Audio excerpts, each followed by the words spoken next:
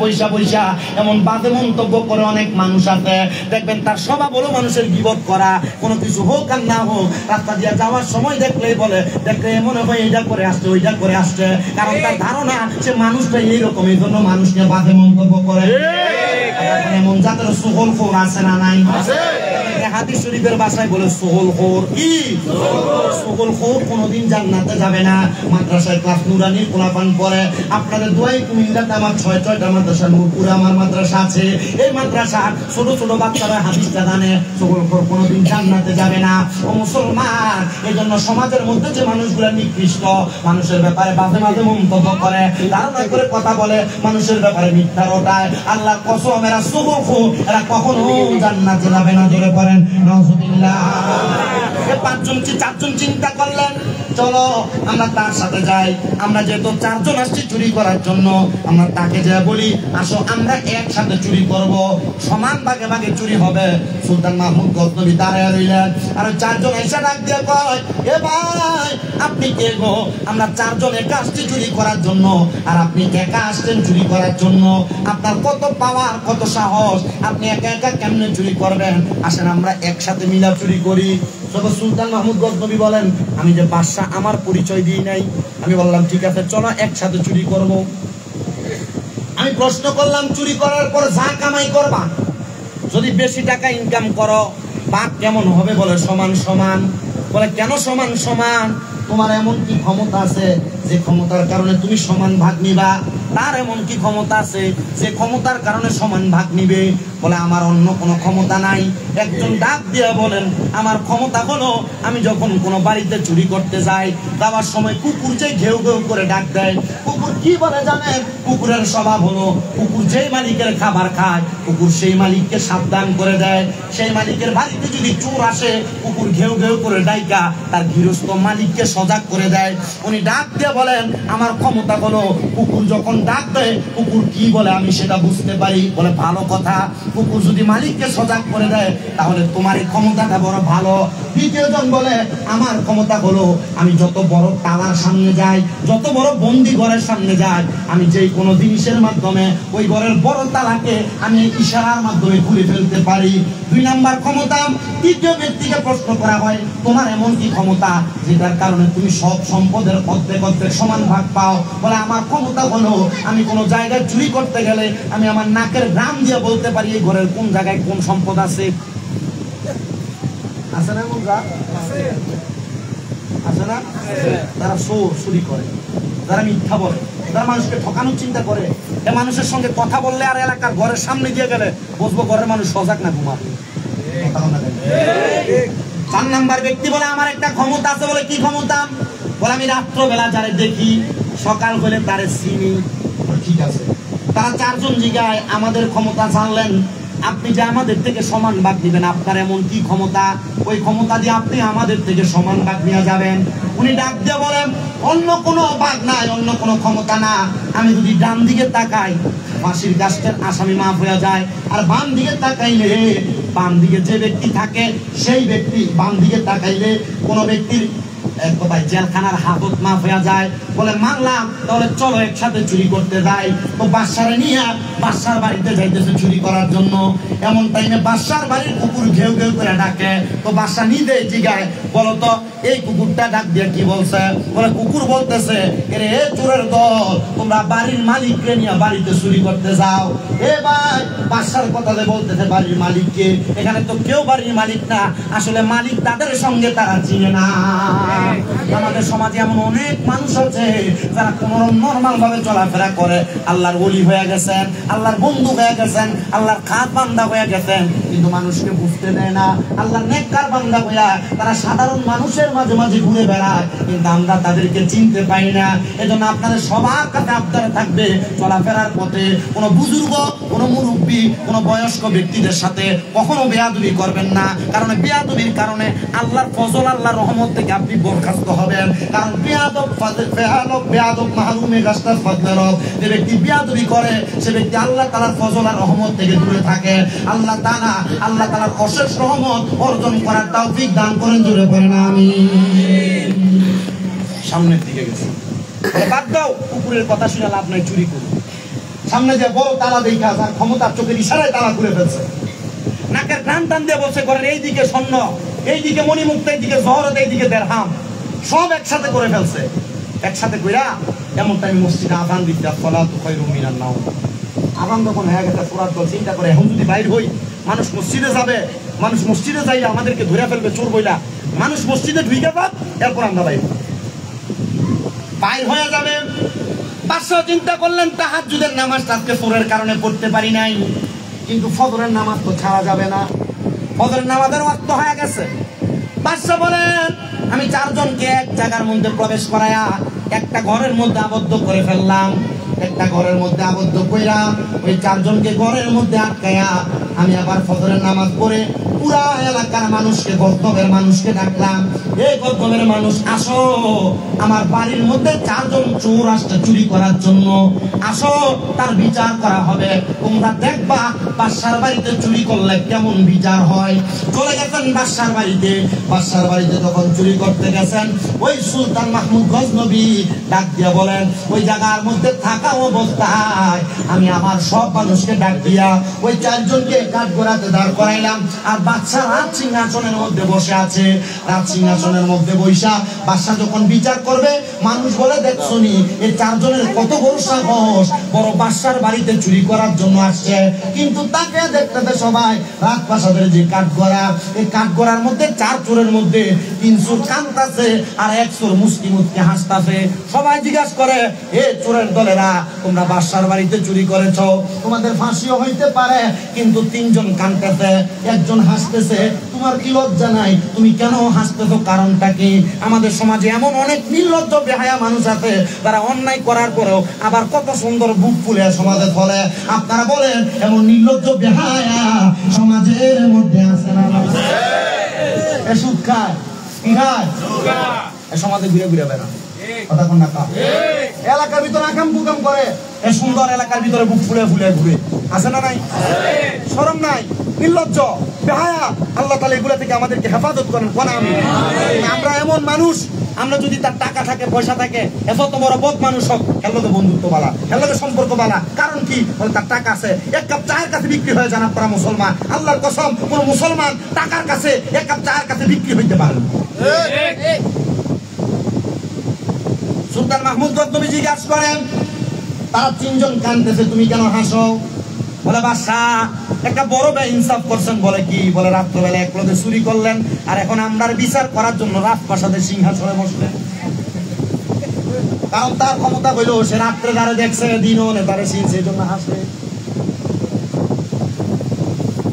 ডাক দিয়ে বলে বাদশাহ আপনি আবার একটু ডান দিকে তাকান। বাদশাহ তাকাইছেন, বাদশাহ আপনি বাম দিকে তাকান, তাকাইছেন।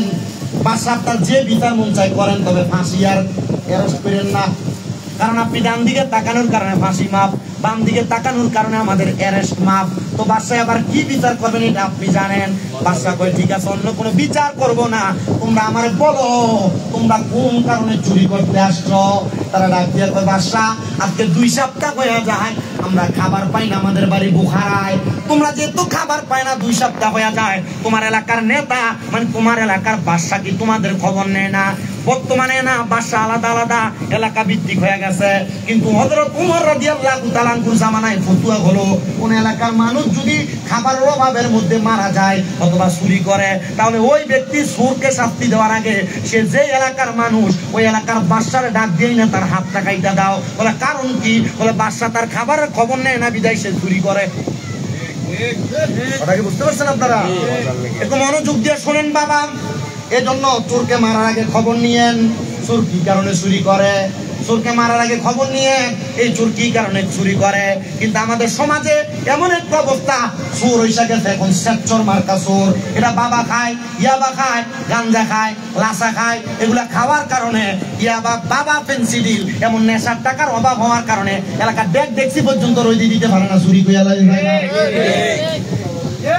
বাড়ি পর্যন্ত চুরি করে কথা কন না কা চোর নেশার বেড়াটা উঠতে গেলে গা এরপরে এবার নিজের মার কানে স্বর্ণ দেখে না, কথা হয় না, নিজের মা বাবার প্রতি অত্যাচার অনাচার করে, নেশার টাকা না পাওয়ার কারণে মা বাবাকে মারে, মা বাবাকে ভাত দেয় না, নিজের স্ত্রীকে মারে, স্ত্রীকে বারবার বাপের বাড়ি পাঠিয়ে দেয় টাকার জন্য।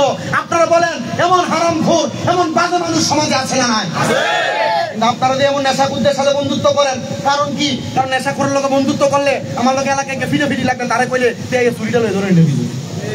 আল্লাহ নবী বলে কোন মানুষ যদি তার শক্তি বাড়ানোর জন্য কোন নেশাখোর, কোন সন্ত্রাসের সাথে সম্পর্ক করে, নবী বলে সে আমার উম্মত না। আপনি নেশাখোরের সাথে সম্পর্ক রাখছেন, আপনি নবীর উম্মত না। সন্ত্রাসের সাথে সম্পর্ক রাখছেন, আপনি নবীর উম্মত না। কিন্তু আপনি আপনার নিজের জোর বাড়ানোর জন্য সন্ত্রাসের সাথে বন্ধুত্ব করেন, সন্ত্রাসের সাথে বন্ধুত্ব করেন, নেশাখোরের সাথে সম্পর্ক করেন। আল্লাহ আমাদেরকে হেফাজত করুন, করেন। আপনারা হিসাব মিলিয়ে দেখতেছেন, আরে আমি তো নেশাখোরের লোক ভেবে খাই, আমার দুস্থদের একটা সন্ত্রাস, আমাদের এগুলো আছে না নাই? বেশি বেশি। আল্লাহ আমাদেরকে কবুল করেন। কষ্ট দিতেছে আমার ওয়াজ শেষ।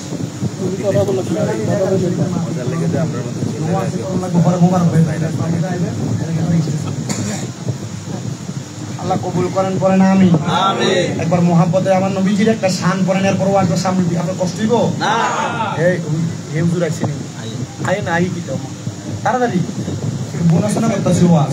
পড় দরুদ নবী মুস্তাফা, আইগো সময় যায়, পড় দরুদ নবী মুস্তাফা, না পড়লে কি মহাব্বতে পড় দরুদ নবী মুস্তাফা, আইগো সময় যায়, পড় দরুদ নবী মুস্তাফা। নবী দরুদ পড়িলে 10টি জান্নাতে পাইবে, 10টি নেকি হয়া মোল্লামায়, তাই তো সকল আছে কান নবীর দরুদ পড়ে যায়, পড়লে দরুদ জান্নাত হয়া মোল্লামায় গো সময় যায়, বড় দরুদ নবী মুস্তাফা, বলেন বড় দরুদ নবী মুস্তাফা,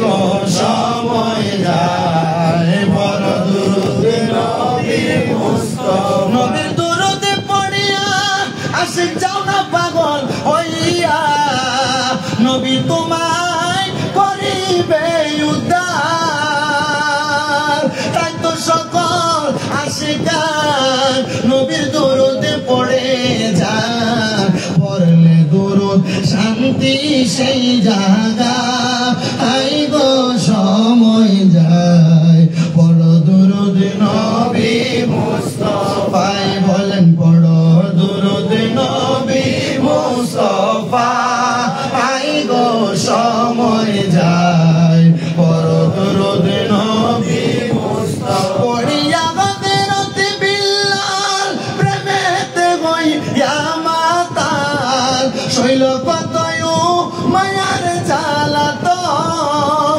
বিল্লালে পবিত্র এই মুখে নবীর দরুদ পড়ে, হইল সে যে ইসলামের প্রথম মুয়াজ্জি, ইনিরে সময় যায়, পড় দরুদ নবী মুস্তাফা, বলেন না পড় দরুদ নবী মুস্তাফা, সময় যায়, পড় দরুদ নবী মুস্তাফা।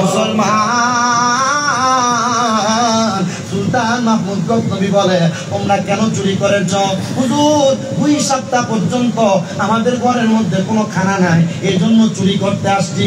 হুজুর গো, কেউ কোনো কাজ দেয় না, আমরা বেকার মানুষ, এই জন্য আমরা চুরি করতে আসছি।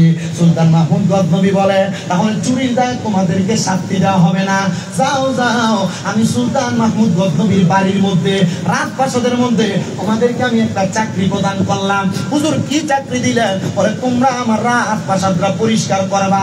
সুলতান মাহমুদ গজনবীর এই কথা শুনে তারা চারজন রাজপ্রাসাদ পরিষ্কার করে। দিনের মধ্যে দুইবার, সকালবেলা একবার, সন্ধ্যাবেলা একবার রাজপ্রাসাদ পরিষ্কার করে। সুলতান মাহমুদ গজনবী বলে, আমি 7 দিন পর্যন্ত আর তাহাজ্জুদ করি না, সকাল সন্ধ্যা তারা পাহারা দিতে লাগলাম, কারণ কখন রাজপ্রাসাদের কি চুরি করে চলে যায়। হযরতে সুলতান মাহমুদ গজনবী বলে, আমি তাকে দেখলাম গো, তারা সকালবেলা রাজপ্রাসাদরা মুইসা আল্লাহর নামাজের ইবাদতের মুসল্লার মধ্যে বইসা আল্লাহর কাছে কান্নাকাটি করে। আবার বিকালবেলা রাজপ্রাসাদরা মুইসা তারা আবার আল্লাহর কাছে কান্নাকাটি করে। আমি এমন ভাবে 7 দিন পর্যন্ত পাহারা দিতে লাগলাম। 7 দিনের পরে আমি 8 দিনের দিন তাহাজ্জুদের নামাজের মুসল্লাতে বসলাম, কিন্তু আমি তাহাজ্জুদের মুসল্লার মধ্যে যাওয়ার পর আমার নামাজের মধ্যে মনোযোগ আসতেছে না। হযরত সুলতান মাহমুদ গজনবী বলে, ও জগতের মানুষ, আমি সুলতান মাহমুদ গজনবী আবার নামাজে মনোযোগ আসার জন্য আমি চোখটা বন্ধ করে একটু ধ্যান করতে লাগলাম। আমি আল্লাহর কাছে বলতে লাগলাম, আল্লাহ, 7 দিন পর্যন্ত তাহাজ্জুদ নামাজ না পড়ার কারণে আপনি বুঝি আমার নামাজের মধ্যে মনোযোগ আনতেছেন না। হযরত সুলতান মাহমুদ গজনবী ডাক দিয়া কয়, জগতের মানুষ, আমি যখন ধ্যান করতে লাগলাম এমন টাইমে গায়েবী ভাবে আমার কানের মধ্যে একটা আওয়াজ আসছে, এরে সুলতান মাহমুদ, কেমন বাদশা কইলা আল্লাহ তাআলার 4 জন বন্ধুরে তোমার বাড়ির চাকর বানায় রাখলা।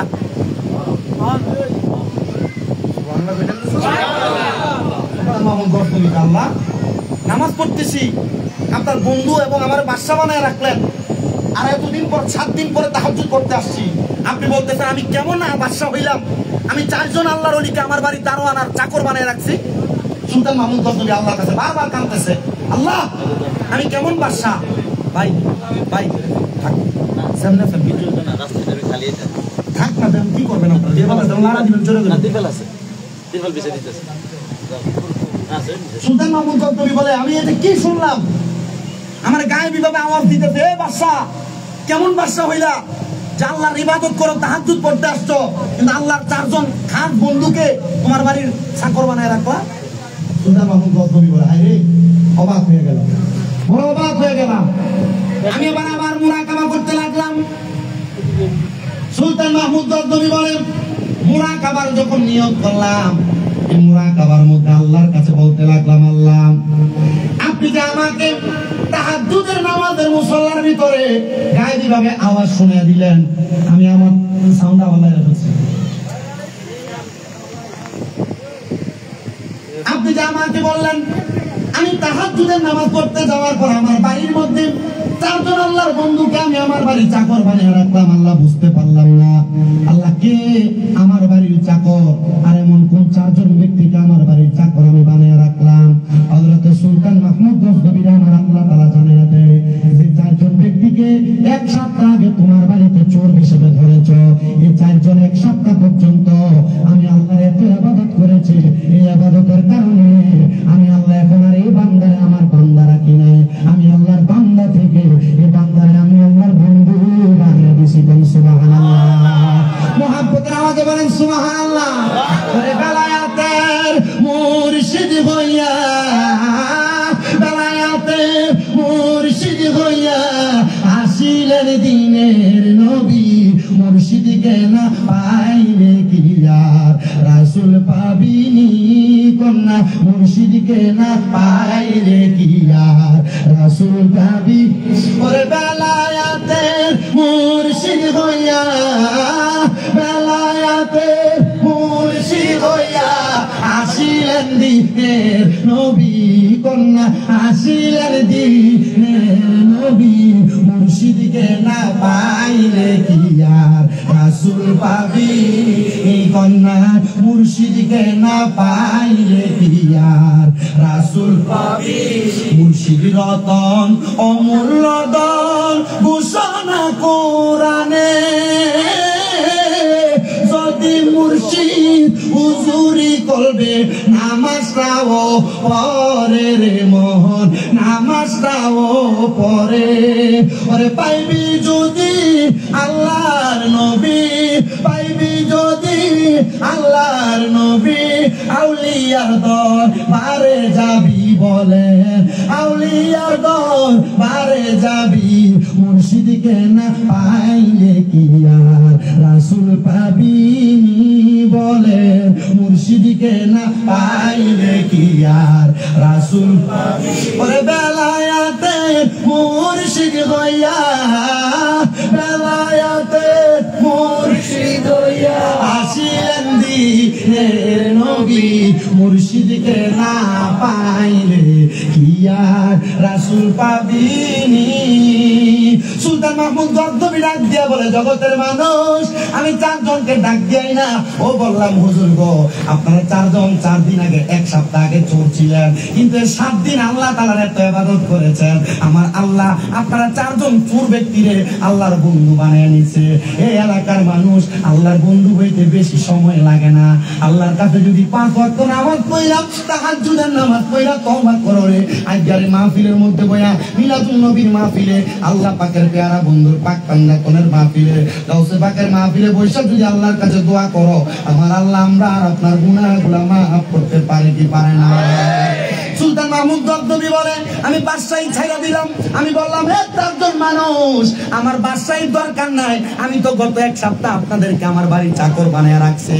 আমি বললাম, হে 4 জন বুখারার মানুষ, এখন থেকে আপনারা হইলেন গজনবের বাদশাহ, আর আমি সুলতান মাহমুদ হইলাম গজনবের চাকর। জোরে জোরে বলেন সুবহানাল্লাহ। আল্লাহ পাল্লারে পাওয়ার জন্য বাদশাহী ত্যাগ করে দিছে। মারহাবা মারহাবা। বাদশাহী পেয়ে চলে গেছেন। বাদশাহ রানী বড় অবাক, চিন্তা করলেন, কিরে আমার বাদশাহ যদি বাদশাহিত্ব পালন না করে, আমি রানী তো আমার রানীত্ব ছাড়তে পারি না। রানী বলে, আমার এমন একটা বিছানা, আমার একটা সুন্দর করে খাদেমা রাখলাম, যে খাদেম আমি রানীর বিছানাটাকে পরিষ্কার করতেন। বাদশাহ সুলতান মাহমুদ গজনবীর স্ত্রীর এই ঘটনাটা আপনাকে অবাক করবে। এ পর্দার অন্তরালের আমার মা, তোমার কত আরাম, তোমার কত আয়েশ, তোমার স্বামী তোমার বছরে বছরে 2-1টা জামা কাপড় কিনে দেয়, কিন্তু তুমি তোমার স্বামী যদি প্রতি মাসে একটা 3 পিস না কিনে দেয়, বহু মহিলারা স্বামীকে ডিস্টার্ব করে রাগ করে থাকে। আপনারা বলেন, এমন জাতের মহিলাও বাংলাদেশে আছে না? বহু মহিলারা জামাই প্রতি মাসে বেতন পাইলে এটা না ওইটা কিনা দাও, এমন ভান ধরে আছে না? আল্লাহ নবী বলেন, এই জন্য 7 প্রকারের মহিলা এবং 6 প্রকারের মহিলাকে বিবাহ করা হারাম। নবী গো কারা? বলে 1 নম্বর হলো হান্নানা। নবী হান্নানা কারা? বলে সেই মহিলা স্বামীর ইনকামের উপর তার নজর দিয়ে রাখে, স্বামীর ইনকামকে পাওয়ার আশা করে। আরেকটা হলো মান্নানা। মান্নানা হলো ওই মহিলা, সেই মহিলা সব সময় স্বামীকে গজব দেয়। আরেকটা হলো হাত ডাকা, যে মহিলা স্বামীর কাছে শুধু চায় আর চায় আর চায়, যত দাও তত চায়, এমন জাতের মহিলা আছে। আল্লাহ নবী বলে, এমন মহিলাদেরকে বিয়ে করা হারাম। নবী গো কেন? বলে, যে মহিলারা স্বামীর কাছে বেশি বেশি চায়, যে মহিলারা স্বামীর কাছে বেশি বেশি চাহিদা প্রকাশ করে, যে মহিলারা স্বামীর প্রতি মাসের বেতনের টাকার মধ্যে তার চাহিদার জন্য, কসমেটিকের জন্য, জামা কাপড়ের জন্য ভাগ বসায়, এটা ভালো মহিলা না, এটা ভালো মহিলা না, এটা জাহান্নামী মহিলা। এই জন্য মা বোনেরা আপনাদের কাছে করজোরে আবদার, এলাকাতে এমন অনেক খবর পাওয়া যায়, স্ত্রীর ব্রেন চাপের কারণে বহু স্বামীরা বিদেশে মারা যায়, বহু স্বামীরা রাস্তাতে মারা যায়, বহু স্বামীরা অ্যাক্সিডেন্ট করে মারা যায়। এমন অনেক খবর পাওয়া যায়, স্ত্রীর চাপের কারণে, স্ত্রীর বেশি চাহিদার কারণে বহু স্বামী ফাঁসি দিয়ে মারা গেছে। এমন অবস্থা আছে না? এজন্য মা বোনদেরকে বলবো, বেশি চাহিদা প্রকাশ করবা না, স্বামী যাতে তাতেই সন্তুষ্ট থাকবা। দেখবা আমার আল্লাহ তাআলা তোমাদেরকে অসংখ্য নিয়ামত দান করে দিবে। আর সুবুপুর এলাকার মহিলারা আজকের ওয়াজের পরে বলবে, আমরা রিমন ভাই যে স্বামীর দাদারা দাওয়াত দিতে জবাব দন লাগবো, হুজুরকে আগে কি শিখিয়ে দিছেনি বেডিয়াতের বিরুদ্ধে বলার জন্য। আমি বলবো, সুবুপুর এলাকার মা, আমার ওয়াজ আপনার বিরুদ্ধে না, আমার ওয়াজ আপনার পক্ষে। আমি চাই না কোন মহিলা স্বামীর অবাধ্য হইয়া, স্বামীর কথার উপর কথা বইলা, স্বামীর উপর চাপ দিয়া, স্বামীকে প্রেসার দিয়া, ওই মহিলা যেন তার স্বামীর উপর প্রেসার দেওয়ার কারণে জাহান্নামে না যায়। আল্লাহ তাআলা আমার মা বোনদেরকে জাহান্নাম থেকে জান্নাতের পথে আনুক। জোরে বলে আমিন। মনে রাখতে হবে, আমার নবী বলেন 3 প্রকার মহিলা জাহান্নামী। বলে, হুজুর কোন 3 প্রকার? বলে, যে মহিলা বেপরদা চলাফেরা করে, মানে সেই মহিলা নিজের স্বামী তারা পরপুরুষের সামনে চেহারা দেখায়। আপনারা বলেন, সোনার বাংলাদেশের মধ্যে পরপুরুষের সামনে ফুল ফেরা রাস্তার মধ্যে ঘুরে এমন বেয়াদবিটা বেশরম মহিলা বাংলাদেশও আছে না? আল্লাহ কোরআনে বলে, ওয়াকরনা ফি বুয়ুতিকুন্না তাবাররাজনা ওয়ালা তাবাররাজনা তাবাররুজাল জাহিলিয়াতিল উলা। আল্লাহ বলে বান্দা তোমরা তোমাদের মহিলাদেরকে জাহিলিয়া যুগের মহিলাদের মতো বের হতে দিও না। দেখেন না জাহিলিয়া যুগের মহিলার মতো যারা বের হয়, মাথার চুল ছেড়ে দিয়া যে মেয়েরা বের হয়, রাস্তার মধ্যে টাইট ফিটিং বোরকা পরে যে মহিলা বের হয়, যে মহিলারা পাতলা পাতলা কাপড় পরে রাস্তার মধ্যে বের হয়, ওই মহিলাদেরকে রাস্তার মধ্যে ছেলেরা দেখলে তিরস্কারি করে, ছেলেরা দেখলে বাজে মন্তব্য করে, খারাপ খারাপ শব্দ ব্যবহার করে। কিন্তু যে মেয়েটা বোরকা পরে সহিভাবে পর্দা করে রাস্তা দিয়ে যায়, কোনো ছেলের সাহস হয় না মহিলা তারা বাজে মন্তব্য করতে, কারণ এমন বোরকা পরে মহিলার আকার আকৃতি বোঝা যায় না। আর আমরা মহিলারা এমন টাইট ফিটিং বোরকা পরে, উলঙ্গ থাকলে যেমন দেখা যায় তো বোরকা পরলেও ঠিক এমন তার শরীরের মাপ দেখা যায়। কথা বলেন না কেন? এই ওয়াজ টানলে বহু দূর যাবে। স্বাভাবিক অল্প কথায় সারি আমার 2 মাহফিলের ওয়াজ করে আনেন নিয়ে ফোন দেন। শোনেন আমার বাবা, ওইদিকে না যাই বাদশার স্ত্রীর কথা শুনি। বাদশার স্ত্রীর চাহিদা হলো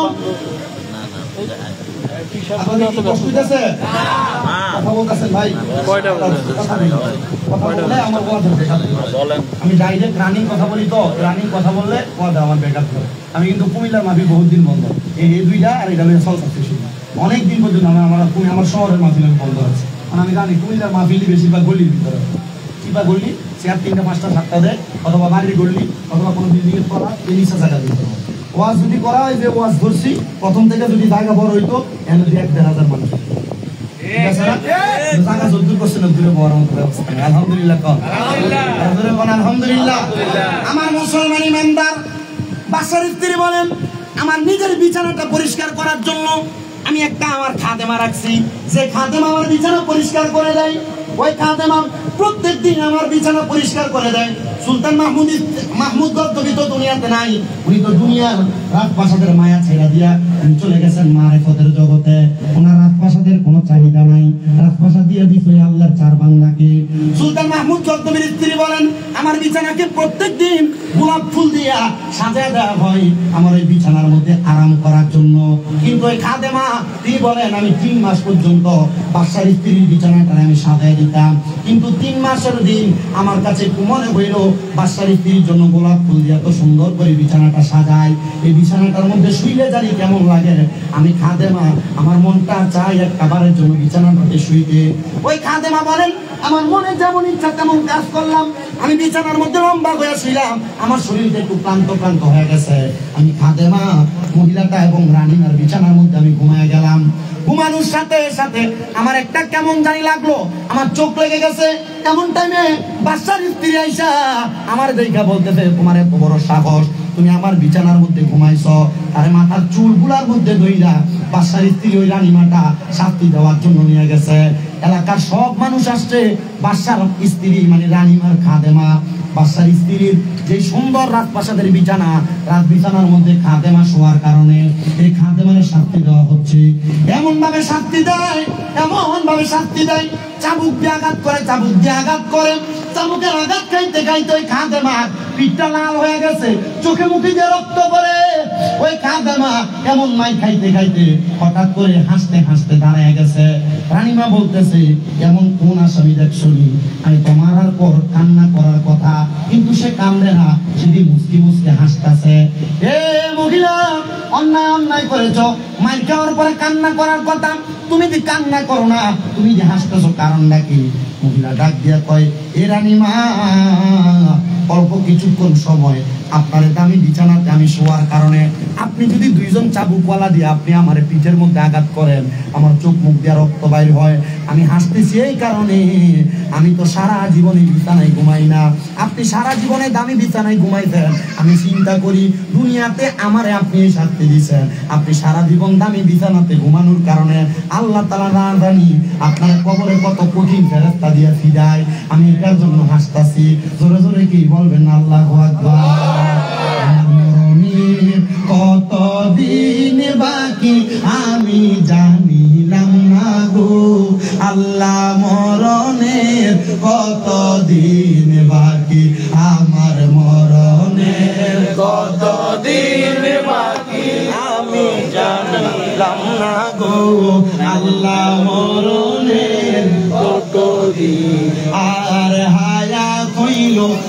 রাতে বাইরে মন হইল পায়ে যেই জায়গায় যার মরণ লেখা সেই জায়গায় সে মরে আমি বুঝিলাম না গো আল্লাহ মরণের কত দিন বাকি আমার মরণের কত দিন বাকি আমি জানিলাম না গো আল্লাহ মরণের কত দিন বাকি আর আজরাইলাসিয়া যখন হস্তে দিব ধরি তখন আমার মনা ভাই করবে লোকাচুরি আমি বুঝিলাম না গো আল্লাহ মরণের কত দিন বাকি আমার মরণের কত দিন বাকি আমি জানিলাম না গো আল্লাহ মরণের কত দিন দুনিয়ার মুসলমান ইমানদার ওই পদা মহিলা ওই খাদেমা মহিলা ডাক দিয়ে বলতেছে এ রানী আমি যদি মাত্র একটা সময় অল্প কিছুক্ষণ এই বিছানাতে ঘুমানোর কারণে আপনি আমারে দুইজন পদা দিয়ে চাবুকের আঘাত দেন তাহলে আপনি চিন্তা করে দেখেন আপনি যে সারা জীবন আমি বিছানাতে ঘুমান আমার আল্লাহ তাআলা আপনারে কত শাস্তি দিব মহিলা অবাক হয়ে গেছে রান্না ডাক দিয়ে কই এ বান্দিরে এ খাদেমা আমার আর রাত বিছানার দরকার নাই রাত প্রাসাদের দরকার নাই আমি এখন থেকে রাত প্রাসাদের মায়া ছেড়ে দিলাম এখন থেকে আমিও আমার বাসার মতো আমি রাস্তায় রাস্তায় জঙ্গলের মধ্যে যাই আল্লাহর ইবাদত করবার মাটি বিছানাতে ঘুমাবো জোরে বলেন সুবহানাল্লাহ আমরা যারা আজকে মিলাদুন নবীর মাহফিলে এই শুভপুর মুক্তা ওয়ার্কশপ গলির মধ্যে বসেছি আমার ভাই মোহাম্মদ রফিকুল ইসলাম রিওয়ানা সাহেব এত সুন্দর করে জান্নাতের বাগান সাজাইছে আমার ভাইকে আমরা শুকরিয়া জানাই আল্লাহর দরবারে লাখ লাখ শুকরিয়া আল্লাহ তাআলা আমার ভাইকে দিয়ে একটা মিলাদুন নবীর মাহফিল সাজাইছে আমরা কেন মিলাদুন নবীর মাহফিল সাজাই না কারণ মিলাদুন নবীর মাহফিল আমরা করি না স্বয়ং আমার আল্লাহ তাআলা আর আজিমের ফেরেশতাদেরকে নিয়ে সাজাইছে জোরে বলেন সুবহানাল্লাহ আশিক রে আল্লাহ কই জিবরাইল শোনো না আশিক রে আল্লাহ কই জিবরাইল শোনো না আসমান সাজাও জমিন সাজাও আসমান সাজাও জমিন সাজাও সাজাও বেহেশত খানা ইমানদারগণ জলস করো না বলেন ঈদ মিলাদুন নবীর মাহফিল ঈদ মিলাদুন নবীর মাহফিল প্রথম করেছেন রাব্বানা ইমানদারগণ জলস করো না জবান খুলে বলেন মারহাবা আসে নিয়ে আসেন আইনা দাঁড়িয়ে কৃষ্ণ নিয়ে আসেন আশিক রে সূরা আল ইমরানে আল্লাহ করেছেন ঘোষণা পাগল রে সূরা আল ইমরানে আল্লাহ করেছেন ঘোষণা মিলাদুন নবী পালন করতে মিলাদুন নবী পালন করতে অঙ্গীকার করলেন রাব্বানা ইমানদারগণ জুলুস করো না সবাই দুরূদ শরীফ পড়েন সালাতুন ইয়া রাসূলুল্লাহ আলাইকুম সালামুন ইয়া সালাতুন ইয়া রাসূলুল্লাহ আলাইকুম সালামুন ইয়া